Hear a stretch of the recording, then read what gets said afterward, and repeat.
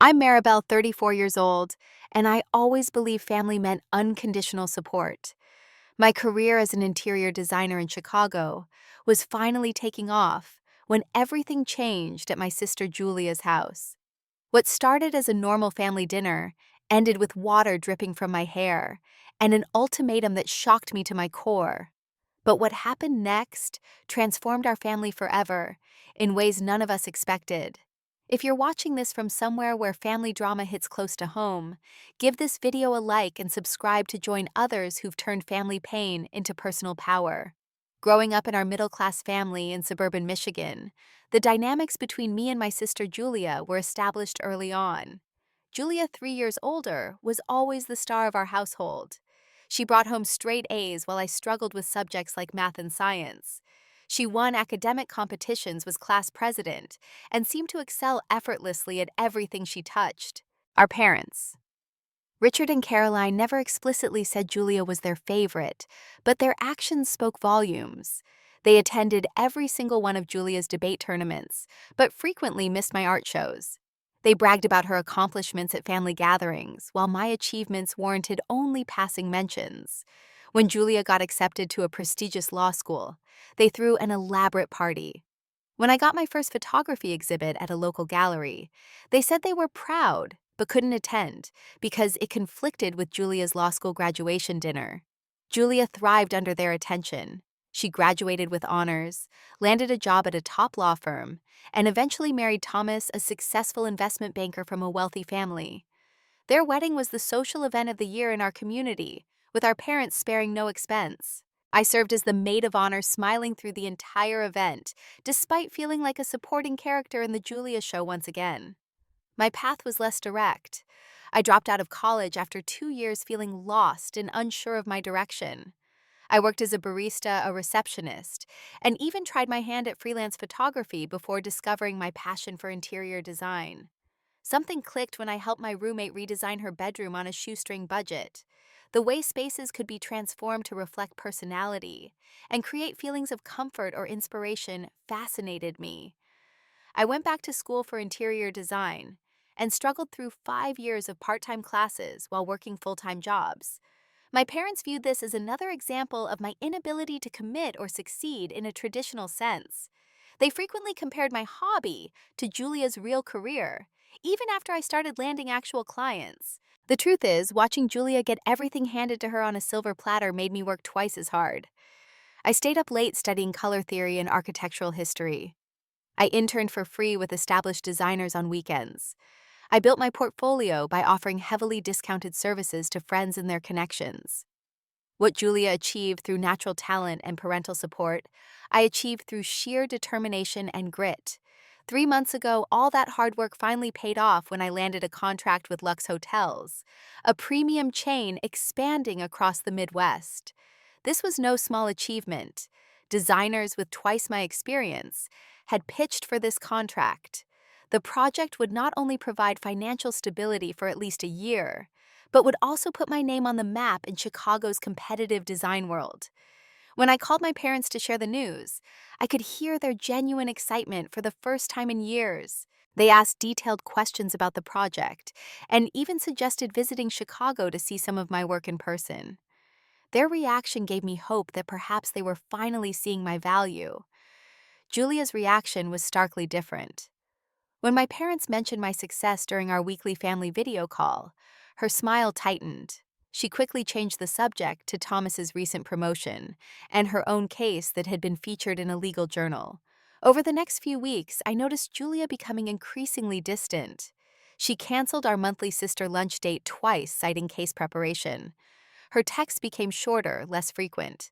When we did speak, she'd slip in comments like, "It must be nice to just play with fabrics and colors all day," or, "I guess hotels need decorators too." Despite our complicated history, I wanted a relationship with my sister. I missed the rare good moments we'd shared as children before competition took over. When she called to invite me to Sunday dinner at her house with our parents, I saw it as an olive branch. Maybe she was working through her jealousy. Maybe we could finally develop an adult relationship based on mutual respect rather than competition. Looking back, I should have recognized the invitation for what it was. Not reconciliation, but an ambush. Julia and Thomas's house was the perfect reflection of their status. A five-bedroom colonial in the most exclusive suburb of Detroit, with manicured gardens and a three-car garage housing Thomas's collection of luxury vehicles. Every time I visited, I couldn't help but analyze the interior design choices. The formal living room looked like it had been lifted directly from an architectural magazine, beautiful but impersonal, with white furniture that had clearly never encountered children or pets. That Sunday, I arrived promptly at 5, a bottle of wine in hand, that cost more than I would normally spend. I wanted to make a good impression. This dinner felt important, like a turning point in our relationship. I wore a simple blue dress that I'd recently designed myself, paired with a statement necklace I'd bought to celebrate signing the hotel contract. Thomas answered the door with his usual warm smile. Despite Julia's coldness, Thomas and I had always gotten along well. He appreciated art and design, and we could talk for hours about architecture and aesthetics, while Julia and my parents discussed law and politics. "Maribel, great to see you," he said, giving me a brief hug. "Everyone's in the dining room. Julia went all out tonight." The dining room was a showcase of wealth and taste. The long mahogany table was set with fine china and crystal stemware that caught the light from the chandelier. Fresh flower arrangements cascaded from silver vases and candles created a warm, inviting atmosphere. My parents were already seated sipping wine and looking comfortable in this luxury that had become normal for family gatherings. Julia emerged from the kitchen carrying a tray of appetizers. She wore an expensive-looking black dress and pearls, her hair perfectly styled in a way that had always been beyond my abilities to achieve. "Maribel, you made it," she said, her tone pleasant enough but lacking warmth. "I was beginning to think you might be too busy with your new hotel clients." "I wouldn't miss family dinner," I replied, trying to keep my tone light. "The appetizers look amazing." "Just something simple I threw together," Julia said, though we all knew she had probably spent hours preparing or had it catered. Julia never did anything halfway. The first course was a butternut squash soup that Thomas proudly announced he had made himself. The conversation flowed surprisingly easily at first. My father talked about his upcoming retirement plans. My mother shared gossip about neighbors from their community, and Thomas discussed a charity golf tournament he was organizing. It wasn't until the main course, a perfectly cooked beef tenderloin with roasted vegetables, that I noticed Julia's behavior shifting. She barely touched her food, instead, watching me intently as I conversed with our parents. Each time I spoke, her jaw tightened slightly. During a lull in conversation, my mother turned to me with genuine interest. "Tell us more about this hotel project, Maribel. What's your vision for it?" Before I could answer, Julia interjected. "Mom, I'm sure we don't need to spend the entire dinner talking about curtain fabrics and paint colors." "Actually, I'd like to hear about it," Thomas said, giving his wife a pointed look. "Maribel's work is fascinating." Julia's eyes flashed with annoyance, but she forced a smile and sipped her wine. I explained how I was designing the interiors for 3 boutique hotels each, with a unique concept reflecting the neighborhood they were located in. I described the research I'd done on local history and culture to inform my designs, wanting to create spaces that felt both luxurious and authentically connected to their locations.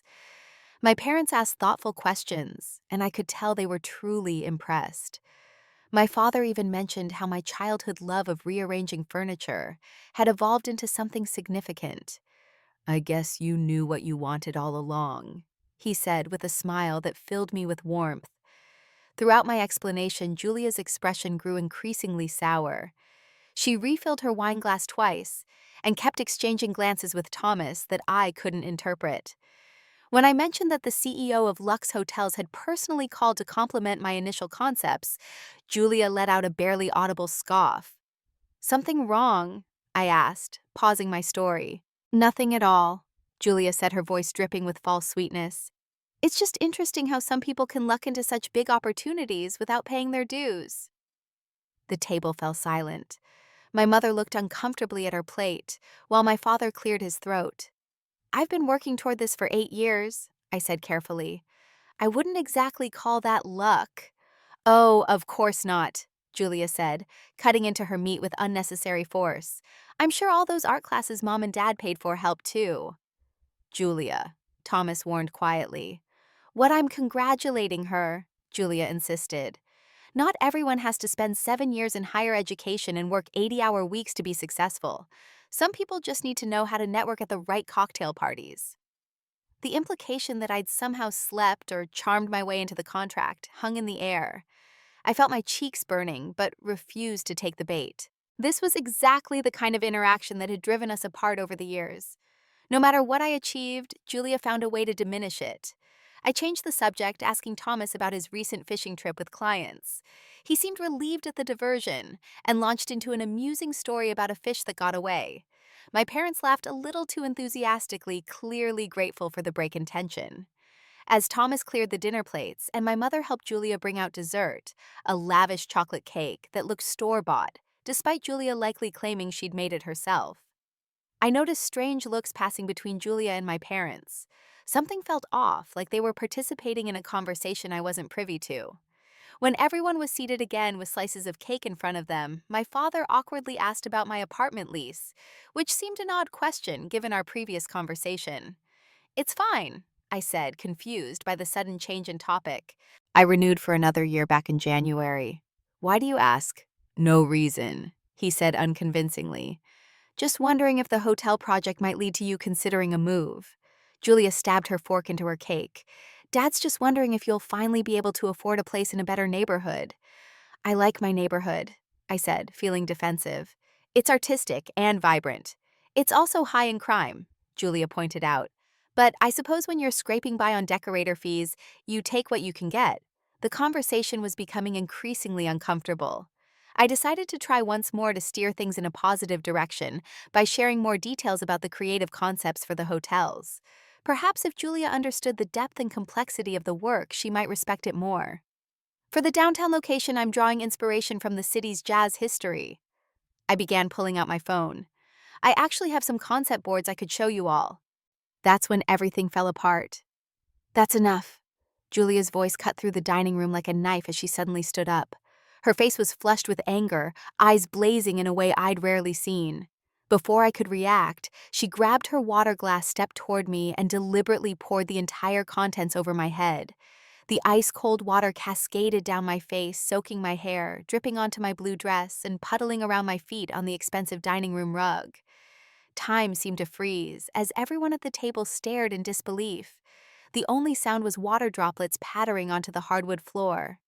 "You have 10 minutes to leave my house," Julia said, her voice eerily calm and cold. "Pack up your fake success story and get out." I sat there stunned into silence, water streaming down my face and neck. The shock of the moment made it impossible to process what had just happened, or why. This wasn't just sibling rivalry or passive aggression. This was outright hostility and public humiliation. My parents' reactions troubled me almost as much as Julia's action. My mother gasped, her hand covering her mouth, but she made no move to defend me. My father stared at his plate, visibly uncomfortable, but silent. Their lack of response spoke volumes about the family dynamics that had shaped our entire lives. Thomas was the only one who reacted appropriately. "Julia, what the hell?" he exclaimed, jumping up to hand me his cloth napkin. "Have you lost your mind?" Julia turned her fury toward him. "Stay out of this, Thomas. You don't know half of what's been going on." "Enlighten me," he challenged, crossing his arms. "Because from where I'm standing, you just assaulted your sister for talking about her job." "Her job?" Julia laughed bitterly. "You mean the job she's been using to try to overshadow me for months now? The job she only got because she told the hotel owner lies about being featured in design magazines. The job she keeps shoving in everyone's face like she's somehow special for picking out throw pillows." I dabbed at my face with the napkin, my humiliation transforming rapidly into anger. "What are you talking about? I've never lied about my credentials." "Save it," Julia snapped. "I've been watching you manipulate this family for months, calling mom and dad every week with updates on your precious hotel project, sending them links to your social media, making sure they know every little detail of your so-called success." "That's called sharing my life with my family," I said, finding my voice despite the water still dripping from my hair. "It's called trying to steal attention that you haven't earned," Julia retorted. "You've always been jealous of me, and now you think you finally found a way to compete. But let's be clear, Maribel choosing paint colors will never be on the same level as actual professional accomplishments." My mother finally spoke, her voice small. Julia, this isn't appropriate behavior regardless of how you feel. Of course you'd defend her, Julia said bitterly. You've been so enthralled by her little hotel stories that you've mentioned them to everyone at your book club. Did you ever do that with any of my cases that actually matter? The revelation hit me like a second glass of water. This wasn't just about tonight. Julia had been stewing in resentment for months, possibly years. For the first time in our lives, I was receiving some of the attention and recognition she had always monopolized, and she couldn't handle it. How long have you been telling them lies about me? I asked, a cold clarity settling over me. What lies? Julia scoffed. 9 minutes left, I said, glancing at my watch. Better start explaining why my own parents have been acting strange around me for months. Why Dad suddenly asked about my lease. Why Mom stopped asking about the guy I was dating. Julia's expression flickered for just a moment. Thomas looked between us, confusion evident on his face. Julia, what did you do? He asked quietly. My father shifted uncomfortably in his seat. Julia told us you were planning to move to New York, he admitted. That you were keeping it secret because you didn't want us to try to talk you out of it. I stared at him in disbelief. I have never considered moving to New York. My business and clients are here. She also said you broke up with Michael because he discovered you were embellishing your design credentials. My mother added hesitantly, that you were afraid he might tell people in the industry. Michael and I broke up because he accepted a job in Seattle, I said, my voice shaking with anger. I've never lied about my credentials, and he would never suggest that I had. We're still friends. He sends me client referrals. The pieces were falling into place. For months, Julia had been systematically poisoning my relationships with family members, spinning a narrative that painted me as dishonest and manipulative, all while maintaining her image as the successful, reliable daughter. I stood up slowly, water still dripping from my hair onto the expensive rug below. I could feel a mixture of emotions coursing through me: humiliation, rage, betrayal, and beneath it all, a strange sense of clarity. In this moment of crisis, I suddenly saw with perfect clarity what I needed to do. I wiped my face one last time with Thomas's napkin, then carefully placed it on the table. The dining room was silent, except for the sound of water dripping from my hair onto the hardwood floor. I looked at each family member, in turn taking my time to make eye contact with each of them. For 34 years, I began, my voice steady despite the storm of emotions inside me.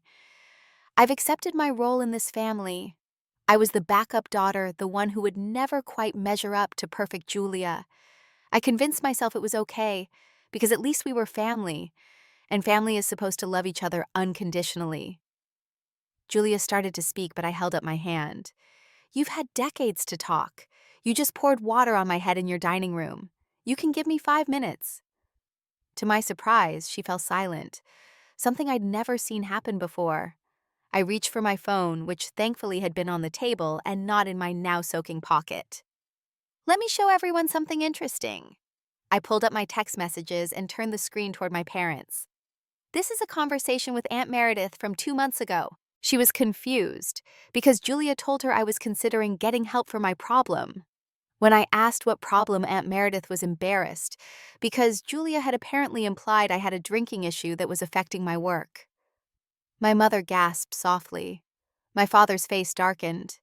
I don't drink more than a glass of wine occasionally, as everyone at this table knows. I continued, swiping to another message. And here's one from Uncle Robert asking if I was feeling better after my breakdown. A breakdown Julia invented and shared with extended family. Thomas looked at his wife with growing horror. Julia, tell me you didn't do this. Julia's face had gone pale, but her eyes still flashed with defiance. They're taking things out of context. I was concerned about Maribel, that's all. Concerned? I laughed without humor. Is that why you told Dad's golf buddy that I was struggling financially and might need to move back home? Or why you told Mom's friend Carol that I was dating a married man? None of which was true. I turned to my parents, who looked increasingly uncomfortable.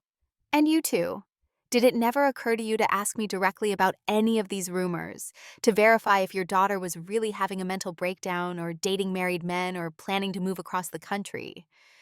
Was it easier to just believe Julia because she's always been the one you trusted? My father couldn't meet my eyes. My mother looked close to tears. For years, I've worked twice as hard for half the recognition in this family. I continued. I put myself through design school while working full-time. I built my client base through networking and quality work. I earned that hotel contract because my portfolio impressed the CEO and because I understood their vision better than designers with twice my experience. None of that came from luck or manipulation or cutting corners. I took a deep breath, feeling stronger with each word. The saddest part is that I was never competing with you, Julia. I was just trying to find my own path and make you all proud. But you couldn't handle not being the center of attention for even a moment. You couldn't be happy for me even once. Julia's composure was cracking. You have no idea the pressure I've been under, she said, her voice rising. My caseload is impossible. Thomas is never home, and suddenly everyone's talking about Maribel's amazing new job, like you're some kind of design prodigy. Do you know what that feels like? Actually, I do, I replied calmly. I've lived in your shadow my entire life. The difference is that I never tried to tear you down to build myself up. I turned to my parents. I won't be your backup daughter anymore. Either you can have a relationship with me based on who I actually am, or you can continue believing Julia's lies. But I'm done trying to earn a place in this family. My eyes finally landed on Julia. And I don't need your 10 minutes. I'm leaving now on my terms. But know this, Julia. I forgive you not because you deserve it, but because I refuse to carry the weight of your insecurity anymore. I picked up my purse, still dripping water, onto the floor. Thomas, thank you for the napkin and for being the only person at this table who showed basic human decency tonight. As I walked toward the door, I heard my father call my name, but I didn't turn back. For the first time in my life, I was setting the terms of my relationship with my family. It felt terrifying and liberating all at once. The door closed behind me with a quiet click that somehow felt more powerful than any slam could have been. The drive home from Julia's house was a blur of tears and country music turned up too loud to allow for thinking. My hair dried in weird, water-stained patches on my dress, a physical reminder of the humiliation I just endured. By the time I pulled into my apartment complex's parking lot, my initial surge of righteous anger had faded, leaving behind a hollow ache in my chest. My apartment felt especially empty that night. It was a space I designed myself, of course, with calming blues and greens, comfortable furnishings that prioritized coziness over showing off, and art from local artists I'd befriended over the years. Usually coming home felt like stepping into a sanctuary. Tonight, it just emphasized how alone I truly was. I peeled off my wet dress, took a long shower, and pulled on my most comfortable pajamas. Then I did what any self-respecting adult would do after family trauma. I called my best friend and asked for emergency support. Ashley arrived 45 minutes later with a bottle of wine, a pint of premium ice cream, and the kind of unwavering loyalty that makes chosen family so precious. "Oh my God, Mari," she gasped when I finished recounting the evening's events. "She actually poured water on you. What is this, a bad reality show?" "Felt more like a horror movie from where I was sitting," I said, taking another spoonful of chocolate therapy. The worst part was how unsurprised I was once the shock wore off. Like deep down, I always knew Julia was capable of something like this. Ashley shook her head in disbelief. "And your parents just sat there. 30-plus years of conditioning is hard to break." I sighed. Julia has always been the sun they orbit around. "What are you going to do now?" Ashley asked, refilling my wine glass. "Honestly, I have no idea," I admitted. "Part of me wants to never speak to any of them again. Another part is already making excuses for their behavior. That's the problem with family trauma. It's like Stockholm Syndrome." I showed Ashley the first steps I'd already taken, though blocking all their numbers on my phone, removing them from my social media, and starting a journal entry documenting exactly what had happened while it was still fresh in my memory. "Good for you," she said fiercely. "Boundaries are healthy, especially after something like this." As Ashley was helping me brainstorm responses if my parents showed up unannounced, my phone dinged with a text from an unknown number. It was Thomas reaching out from his work phone since I'd blocked his personal number. "Can we talk?" "Things exploded after you left. I had no idea what Julia had been doing. I'm so sorry." I showed Ashley the message. Should I respond? Maybe, she said thoughtfully. Thomas seemed to be the only reasonable one there. Might be worth hearing what happened after you left. I texted Thomas back agreeing to talk, but making it clear I wasn't ready to speak to Julia or my parents. His response came quickly, filled with details that made my jaw drop. According to Thomas, after I left, the dining room erupted in chaos. My father had confronted Julia about her lies, demanding to know how much of what she'd told them about me was fabricated. Julia had initially tried to defend herself, claiming she was trying to protect them from my inconsistency. But when pressed for specific examples, she'd broken down in tears. My mother, shockingly, had been the most upset. You've had everything handed to you your entire life, she'd apparently told Julia. And the one time your sister finds success, you try to destroy it. Julia and Thomas had gotten into a massive fight after my parents left early. He'd had no idea she'd been spreading lies about me and felt betrayed that she'd used their marriage as an excuse, telling people he was never home, when in reality, she was the one regularly working until 9 or 10 at night. I don't know where we go from here, Thomas's final text read. But I wanted you to know that your parents did defend you, even if it was too late. And I think Julia is finally facing some consequences for her behavior. The text offered a small measure of vindication, but they couldn't erase the hurt of the evening. That night I fell asleep on the couch with Ashley in the armchair nearby, unwilling to leave me alone in my fragile state. The next morning I threw myself into work. The hotel project became my therapy, a place to channel all my complicated emotions into something productive. I created mood boards with more passion and attention to detail than ever before. I sourced unique local artists for statement pieces that would give each hotel its own character. I spent hours refining color schemes until they perfectly captured the essence of each neighborhood. For the first week after the incident, my parents respected my silence, though I could see they had called several times from the blocked calls log on my phone. Julia didn't try to contact me at all, which was both a relief and strangely painful. Despite everything, some childish part of me had hoped for an immediate apology, a recognition of how deeply she had hurt me. 8 days after the water incident, there was a knock at my apartment door. I opened it to find my father standing there looking older and more uncertain than I had ever seen him. "Can we talk?" he asked, simply no pretext or excuse.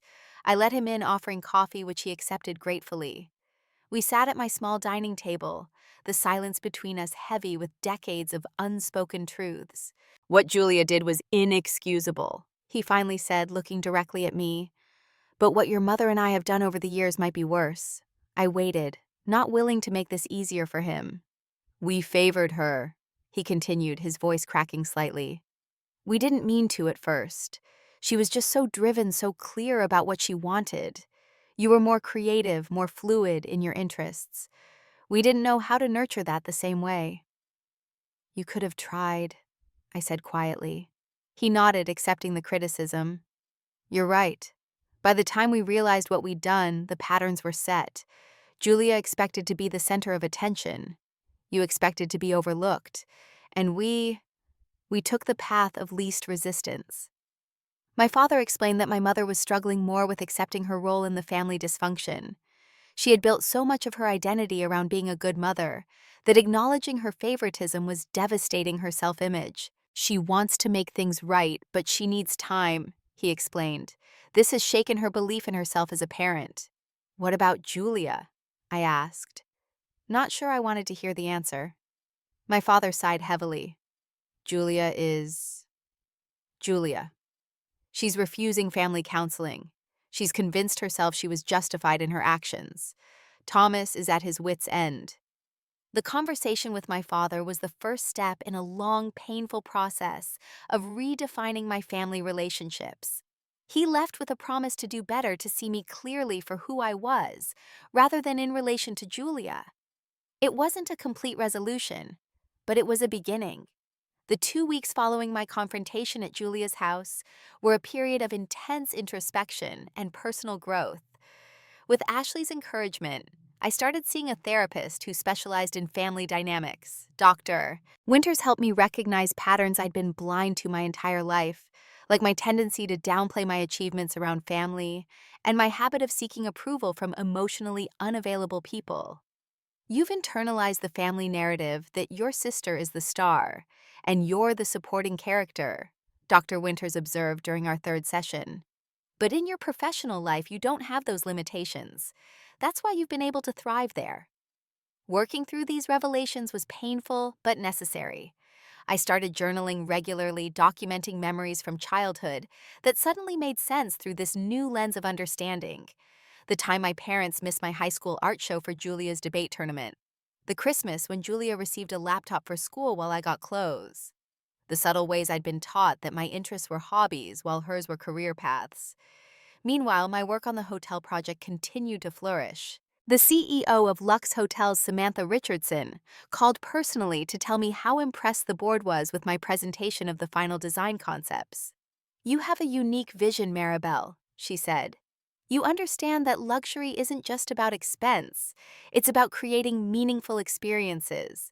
We'd like to discuss expanding your contract to include our new properties in Minneapolis and Indianapolis as well." The validation from someone I respected professionally meant more than any approval from my family ever had. I realized I'd been seeking in my parents what I should have been finding in myself all along: belief in my talents and the courage to pursue my own definition of success. My newfound confidence was tested when I received an email from my mother 3 weeks after the incident.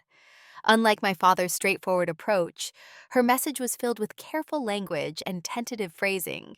"I've been doing a lot of thinking about our family and my role as your mother," she wrote. "I would very much like to meet for coffee if you feel ready to talk." I agreed to meet at a neutral location, a small cafe halfway between our homes. When I arrived, I was struck by how small my mother looked, how uncertain. This woman who had always presented a perfect facade to the world seemed diminished somehow. "Thank you for coming," she said, as I sat down across from her. "I wasn't sure you would." The conversation that followed was one of the most difficult of my life. Unlike my father, my mother struggled to directly acknowledge her favoritism. She circled around it, talking about how proud she was of both her daughters, how different we were, how challenging it was to parent two such distinct personalities.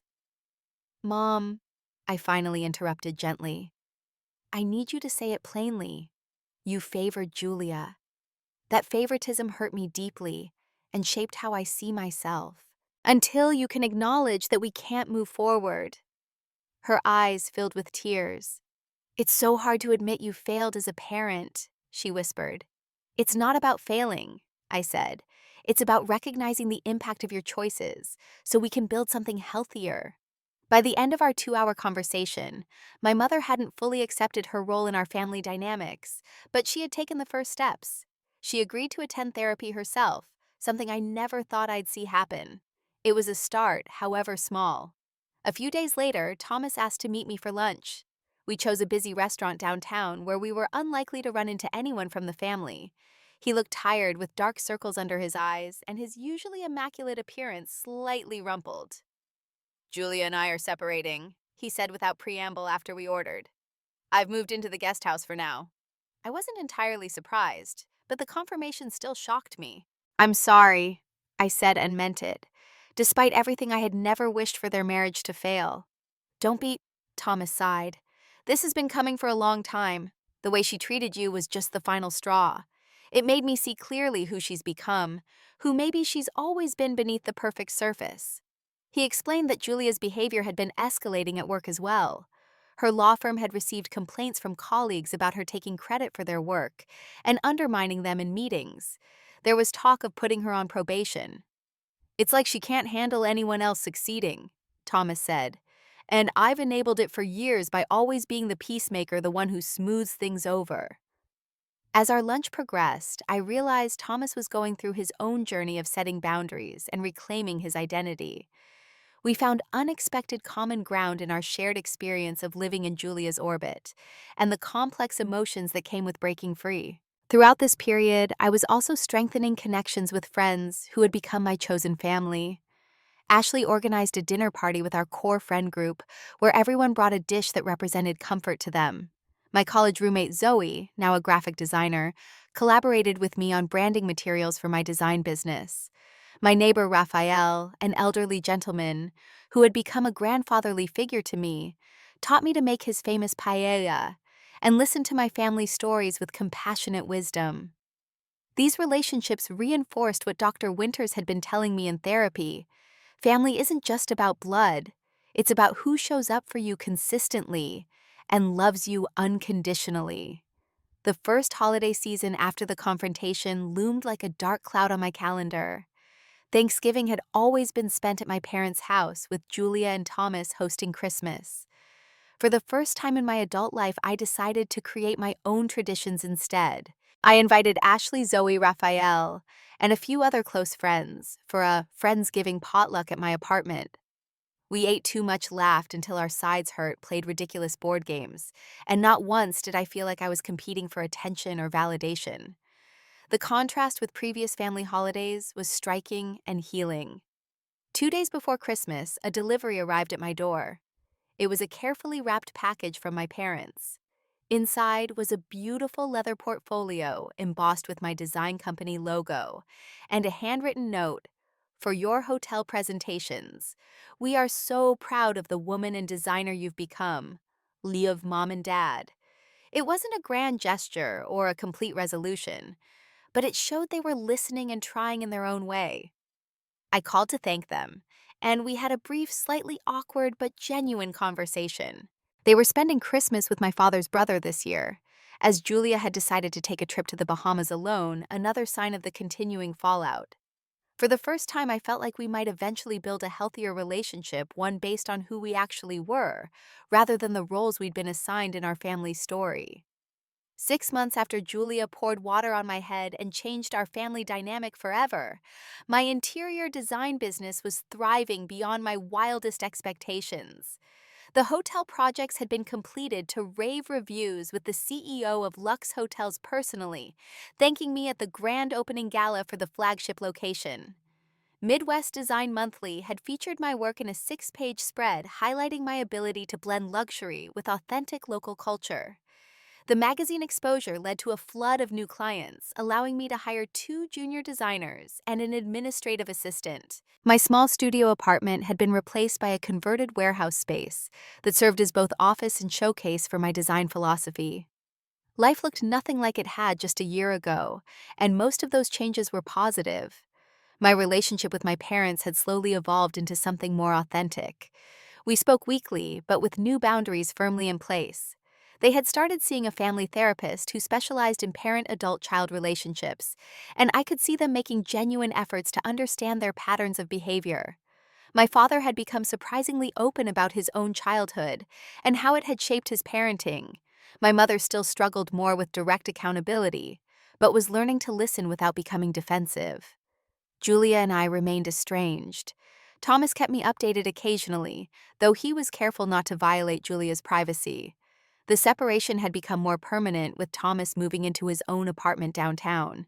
Julia had been placed on a performance improvement plan at work after further complaints about her behavior toward colleagues. According to Thomas, she was seeing a therapist, but it was unclear how committed she was to the process. Despite the distance between us, I had reached a place of genuine forgiveness toward Julia. Not the kind of forgiveness that excuses harmful behavior or pretends it never happened, but the kind that releases its hold on your heart and allows you to move forward. Dr. Winters had helped me understand that Julia's behavior came from her own deep insecurities, and that her identity had been so tied to being the successful daughter that my achievements threatened her sense of self. Forgiveness doesn't mean reconciliation, Dr. Winters reminded me during one session. You can forgive someone for your own peace, without allowing them back into your life until they've demonstrated real change. I was testing this philosophy of cautious forgiveness when fate intervened in an unexpected way. I was having dinner with a potential client at Osteria, an upscale Italian restaurant downtown, when I spotted Julia sitting alone at the bar. She was nursing a glass of wine and looking at her phone, unaware of my presence. After finishing dinner and securing the new client, I debated simply leaving without acknowledging her. But something prompted me to approach, perhaps curiosity, about how we would interact in this neutral territory. Julia, I said simply, as I stopped beside her bar stool. She looked up startled, her expression cycling through surprise wariness, and something that looked almost like shame, before settling into a careful neutrality. Maribel, I didn't know you came here. I don't usually. Client dinner. I gestured vaguely toward the dining room. You just needed to get out of the house, she said, her voice lacking its usual confidence. It gets quiet. An awkward silence fell between us. 6 months ago, I might have filled it with nervous chatter or self-deprecating jokes, anything to ease the tension. Now I simply waited comfortable in the understanding that this awkwardness wasn't mine to fix. You look good, Julia finally offered. I saw the magazine article about your hotels. Thank you, I said, not elaborating or downplaying the achievement as I once would have. Julia swirled the wine in her glass. Thomas and I are getting divorced, she said abruptly. I'm sure he told you. He mentioned you were separated, I acknowledged. I'm sorry things didn't work out. She gave a small bitter laugh. Are you really? Yes, I said honestly. I never wanted your life to fall apart, Julia. I just wanted room for my life to come together. Something in my words seemed to crack the veneer she'd maintained. Her eyes filled with tears, and she looked away quickly, blinking rapidly. I've made a mess of everything, she whispered so quietly I almost didn't hear her over the restaurant noise. It was the first time in our adult lives I'd heard Julia admit fault without qualification or excuse. I made a quick decision and sat on the empty bar stool beside her. I have about 20 minutes before I need to head home, I said. If you want to talk, I'm willing to listen. What followed wasn't a magical reconciliation or tearful sisters reunited movie moment. It was messy, uncomfortable, and real. Julia didn't offer a direct apology for the water incident or the months of lies, but she did speak with unprecedented honesty about her struggles with perfectionism, her fear of failure, and her realization that success felt empty without meaningful relationships. I didn't know who I was if I wasn't the best at everything, she admitted. When you started succeeding in your career, I felt like you were taking the one thing that made me special. Your worth isn't measured by being better than everyone else, Julia, I said gently. That's something I had to learn too, in a different way. We parted after 30 minutes with no promises or plans, just a tentative acknowledgement that perhaps someday we might find a way to be in each other's lives again, as very different people than we had been before. The encounter with Julia reinforced what had become my guiding philosophy over these past months. Sometimes the family you're born into can become the family you choose, but only if everyone chooses growth, honesty, and mutual respect. And in the meantime, you build connections with people who value you exactly as you are. My design business continued to expand, but with a new focus. I started a mentorship program for young designers from disadvantaged backgrounds, giving them the support and opportunities I had struggled to find early in my career. I shared my story selectively with these mentees, helping them understand that family approval was not a prerequisite for professional success or personal fulfillment. The interior design community in Chicago embraced my mentorship initiative, with established designers offering internships and suppliers providing materials for student projects. What had begun as personal healing had blossomed into community impact, a transformation far more meaningful than I could have imagined when I walked out of Julia's house that night, dripping with water and burning with humiliation. When people ask me now about the turning point in my career, I sometimes tell them about landing the hotel contract. But in quieter conversations with people I trust, I tell them about standing up at that dinner table, water streaming down my face, and finally claiming my worth after 34 years of settling for less. The truth is, success didn't change my family. Standing up for myself did. The water Julia poured on my head was meant to extinguish my confidence, but instead it washed away the illusions I'd maintained about our family dynamic and cleared my vision for the life I deserved. I've learned that boundaries aren't just walls we build to keep others out, but foundations upon which we construct our true selves. I've discovered that forgiveness doesn't require forgetting or reconciliation, but it does require releasing the expectation that people will be different than who they've shown themselves to be. And most importantly, I found that family can be redefined, rebuilt, and chosen based on mutual respect rather than merely shared DNA. My relationship with Julia remains a work in progress. Some days the progress is measured in millimeters, other days in miles. My parents continue their journey toward more conscious parenting even at this late stage, and I continue to build a life surrounded by people who celebrate rather than diminish my light. What happened at that dinner table was painful, but it was also necessary. Sometimes it takes a dramatic moment of crisis to shatter the patterns we've lived with for decades. The water that soaked my dress that night also extinguished the last embers of my willingness to be less than I am to make others comfortable with who they are. If you're struggling with family dynamics that diminish your worth, I hope my story gives you courage.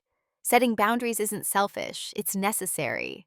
Claiming your success isn't boastful, it's honest. And creating a chosen family of supportive people isn't disloyal, it's survival. Have you ever had to stand up to family members who couldn't celebrate your success? How did you handle it, and what boundaries did you establish? Share your story in the comments below, and don't forget to like and subscribe if this resonated with you. Sometimes the most powerful thing we can do is simply refuse to be smaller than we are, even when those who should love us the most demand it. Thank you for listening to my story, and remember, the family we choose can heal the wounds from the family we're born into.